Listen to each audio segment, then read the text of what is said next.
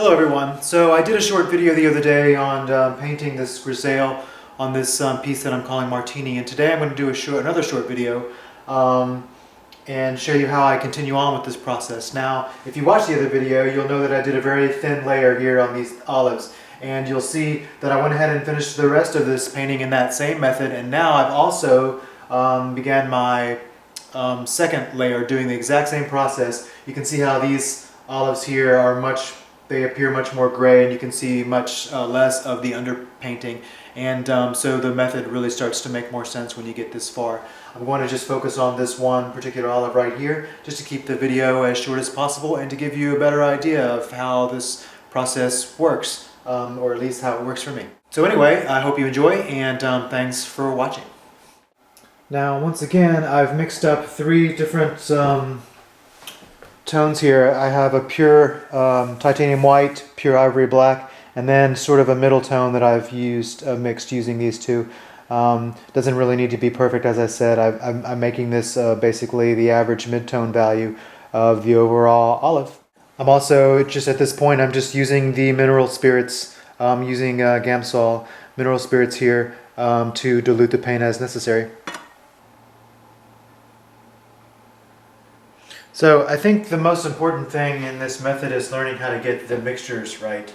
You don't want them too thick, you don't want them too thin, and it's just really hard to explain without having someone standing here in my studio, and demonstrating it to them and helping them do it. So unfortunately, it's kind of hard to do in a video. So you just try and get the most out of these videos as you can. So I've spread this paint on here with this brush. I am going to now sort of scrub it in. And this is why, if it's too thin here, it'll just wipe off and you'll just have nothing but basically brush marks. But if it's about the right consistency, you'll see that I can sort of spread this around almost like chalk. And then when it gets towards the darker, the black, pure black area, it's just basically blending into the original black, because that's going to end up being pure black. So I'm not too concerned with it having the gray paint on there. Now here in the white section as well, it's going to have pure white on top of this. So once I've spread this around basically evenly, I'm going to take this larger mop brush and smooth it out once again so that I don't have any brush marks, and just so it's sort of like evenly distributed across the whole olive. And now all I'm going to do is go back in here and take my smaller round brush and I'm going to also dilute this paint as well with mineral spirits. But I'm going to take now pure black, and this bottom of the olive is going to end up being really, really, really dark. Obviously it's going to be green, not black. But so I'm just looking at my reference photo and going back in over this line where it's going to be black, or I'm sorry, dark. And I'm just re-establishing those colors. And then as I get further away from here, you can see that the color that I've already established on here with the glaze, I can just work in this black, and as it gets thinner and thinner, the color gets lighter and lighter. This is just sort of how you're painting like with watercolors, like you would with watercolors. And then we're going to fix this further as we go. If you remember that from the first video, you'll remember why that is. So I'm just going to add this here. Now yes, you could just mix an entire, as I used to, just mix a full palette of colors and paint them, and that works perfectly well. I have done that for years.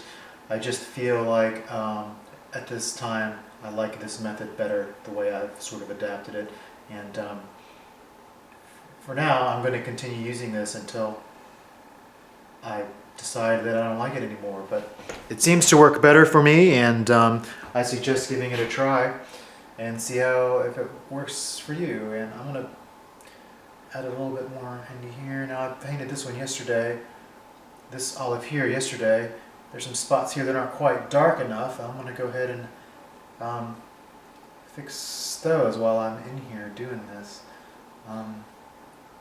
They're dried already because of you're using just the mineral spirits. This paint dries really quickly. It's put on very thin. There's no ridges. It's not impasto at all. It's completely thin and smooth, and so it would be dry. It dries really quickly. I'm going to go in here now and get some more ivory black. I want this to be pure. I'm just reestablishing all of the darkest spots, just like I did in the first demonstration. Only the darkest areas I'm adding here, and then I'll blend them in as needed. This is not getting quite dark enough here, so I've got a little bit too much white in there. What you'll find is this method requires, it requires a learning curve, just like anything really in life. You really have to experiment with it until you start to understand what or how to get the desired effect, more so than you do with just alla prima painting, where it's a little bit more obvious as to what effect you're going to get because you have the paint mixed already.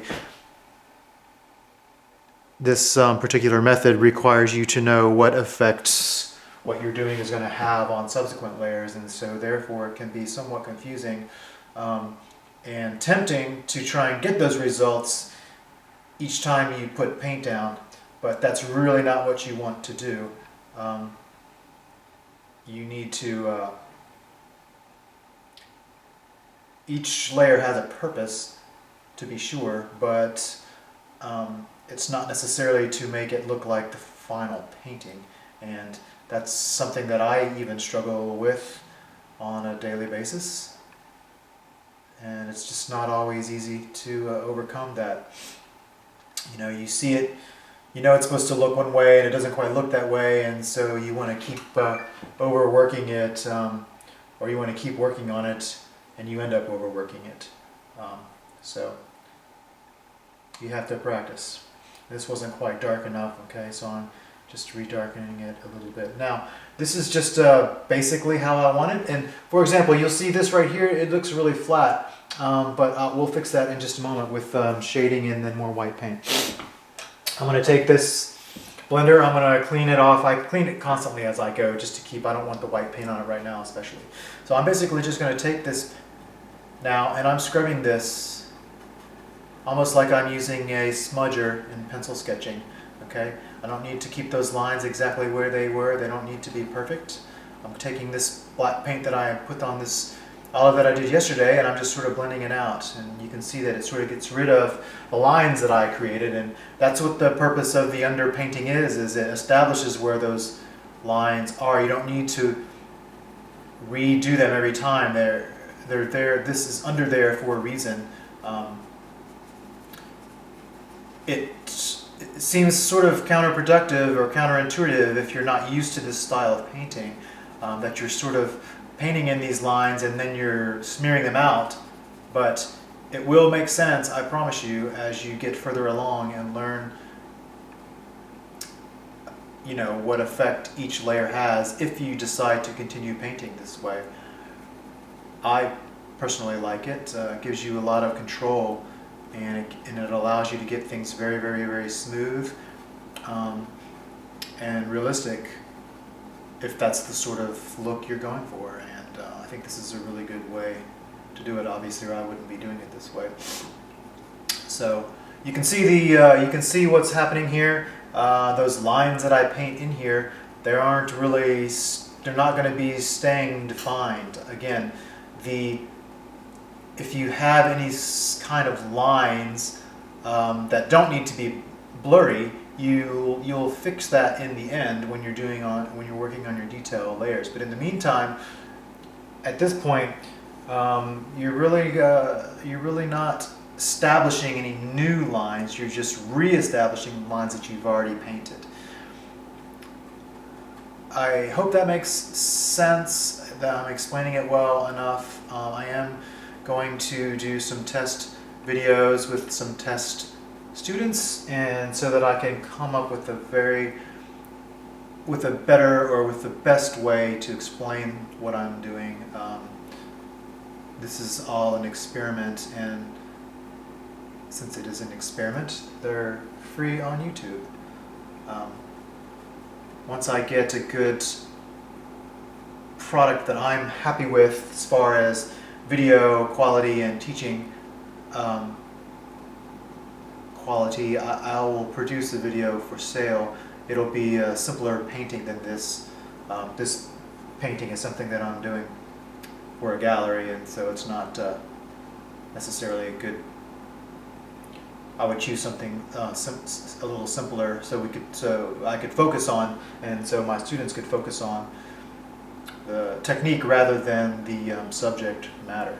Okay, so you can see now how this sort of matches. You can still see the. I hope it shows up in the video. You can still see the umber layer showing through quite well, but it looks way different than it did 5 minutes ago, and that really didn't take long at all. I'm not finished. I'm going to add now back my lightest areas, and you'll see how this sort of starts to come together. It's really hard to see until you get to the. I'm just going to add in the. Sorry, I realize I'm not finishing some of my sentences, but I only have one shot to get this right, and I don't have that much time to do it again. I'm going to have this better scripted before I do a video that actually charge for. But for now, you'll have to put up with my babbling somewhat. So I'm adding in these pure white sections just to reestablish some of the areas where the detail is, but I'm not really technically, although I might be painting in some of the detail, it's just going to get ruined again. So, but again, this needs to be here to keep up with the relationship of dark to light as you go. And as you paint over these, since you're leaving the paint transparent to some degree, you need to have these lines showing through underneath. It's sort of a magical process, I think, because of that. It's almost like as you're putting the paint over top of it, you're not really having to, although you are having to repaint it several times. The work that you've done prior is not getting lost completely, and that's it's still a laborious process, but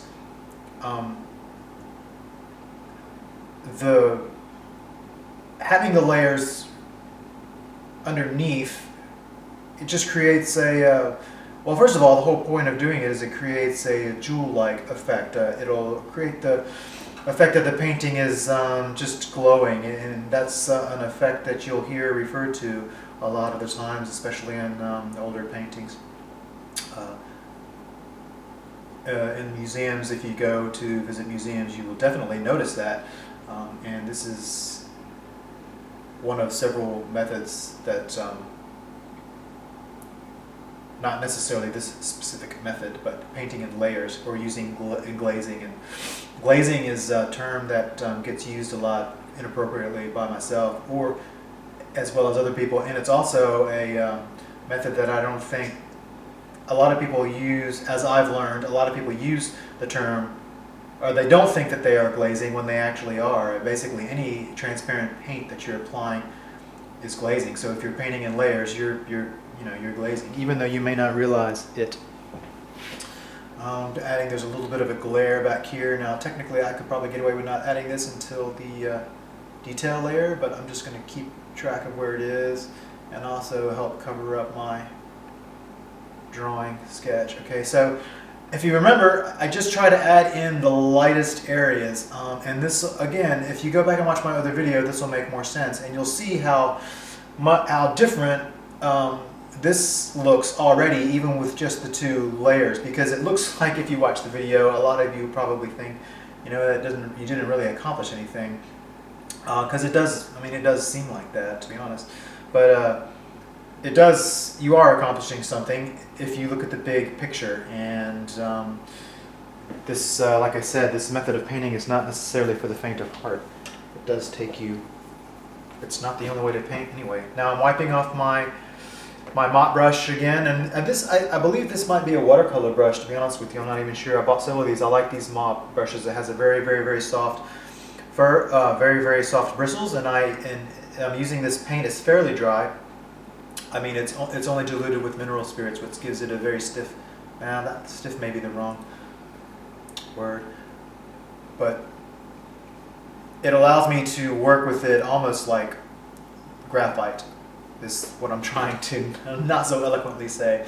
So you can see I've just basically blurred that line, and it just really has an effect of looking very polished, even though it requires very little work. I don't have to worry about mixing all the different tones that I used to. Now, this edge over here, I'm not even really being careful to stay inside the lines. I'll just allow this to overlap. I'm also leaving it a little bit more transparent, and it's giving it a little bit more of a warmer tone over here. That's not something that you really need to worry about, but that's actually, it is something that you need to worry about, but it's something that you sort of have to learn as you do it, how to control that and where you want it, or if you want it necessarily. Now I'm going to take this, and again, you can tell I'm not worrying about having my lines perfect. You can't with this kind of brush. It's too, it's too large to have any kind of fine line. So all I'm doing is going for the overall effect here, and it's sort of like, I don't know, I would even maybe say it's kind of like modeling, or you're laying down the foundations over which you will model something, almost like putting down something on a table and then putting a tablecloth over it. So whatever was on the table initially will show through in the tablecloth, but if that makes sense. Again, I'm having to make up stuff here sort of on the fly, and so sometimes I'm just sort of thinking out loud, which maybe is beneficial, maybe it's not beneficial, but I'm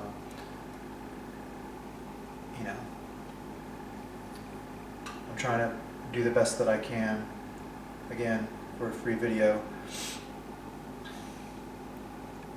Now I hope you can see what I've accomplished and what I've tried to accomplish here. I don't want to overwork. I mean, there's a lot of things in this that aren't right. Okay, this is not right over here. I mean, there are spots like this is not really right here. There's a lot that's going on with this that's not exactly perfect, but it is all I need to do because there are going to be more layers. Once I'm done with that, I'm going to take my larger brush again and just give this another little smooth over. I don't want any kind of brush marks at this point, or very few brush marks at this point. I won't say any. I don't want any intentionally. And again, I'm not really dragging this brush with any pressure. I'm just sort of lightly touching it. I just want to get rid of any paint ridges. And even right here where I established these fine lines, you can see that the lines sort of stay where they are even though you mess them up with this brush, and the reason that is because you have several layers of those lines in the same place.